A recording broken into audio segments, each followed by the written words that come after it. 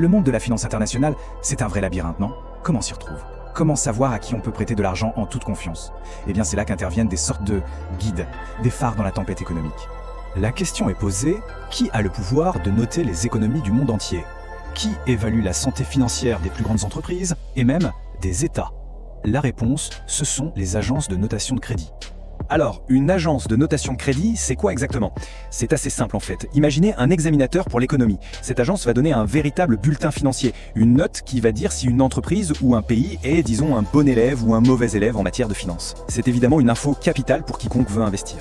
On les surnomme parfois les gardiens de la finance. C'est un peu pompeux, mais ça dit bien ce que ça veut dire. Leur rôle, c'est de mettre un peu de clarté dans le grand brouillard des marchés financiers et de donner des repères clairs à tous les acteurs économiques.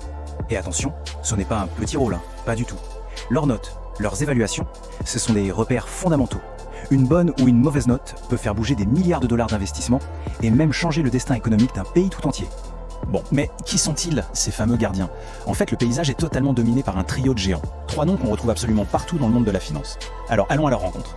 On pourrait penser que tout ça est assez récent, mais pas du tout. Leur histoire remonte à plus de 150 ans. Standard & Poor's, par exemple, a été fondé en 1860. C'est bien avant la plupart des grandes institutions financières qu'on connaît aujourd'hui. Cette longévité, ça montre à quel point elles sont ancrées au cœur du système.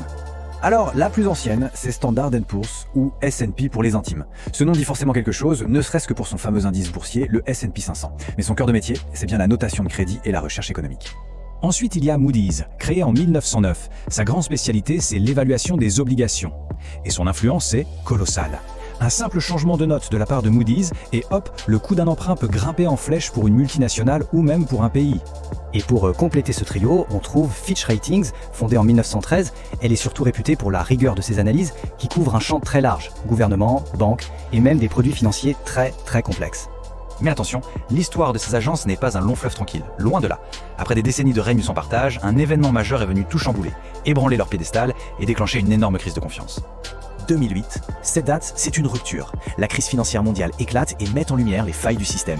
Et tout d'un coup, les agences de notation, jusque-là si respectées, se retrouvent sur le banc des accusés. Leur fiabilité, leur jugement, tout est remis en question. Mais qu'est-ce qu'on leur reproche au juste?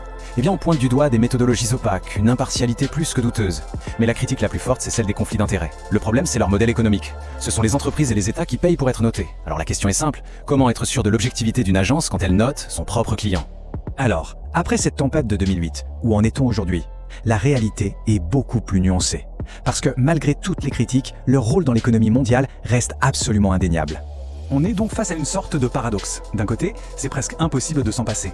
Elles donnent les repères qui font tourner la machine financière. Et de l'autre, les doutes sur leur impartialité et leur conflit d'intérêts sont toujours là. C'est ça, toute la complexité de leur position actuelle. La clé, finalement, c'est de trouver le juste milieu. Il faut garder à l'esprit leurs limites, les critiques sur leur fonctionnement, c'est essentiel, tout en reconnaissant que leur impact sur l'économie mondiale est, lui, tout simplement incontournable. Au final, la question reste ouverte. Ces géants de la finance sont-ils des acteurs essentiels, des guides indispensables, ou bien sont-ils jugés partis dans le grand jeu de l'économie mondiale? Le débat est loin, très loin d'être terminé.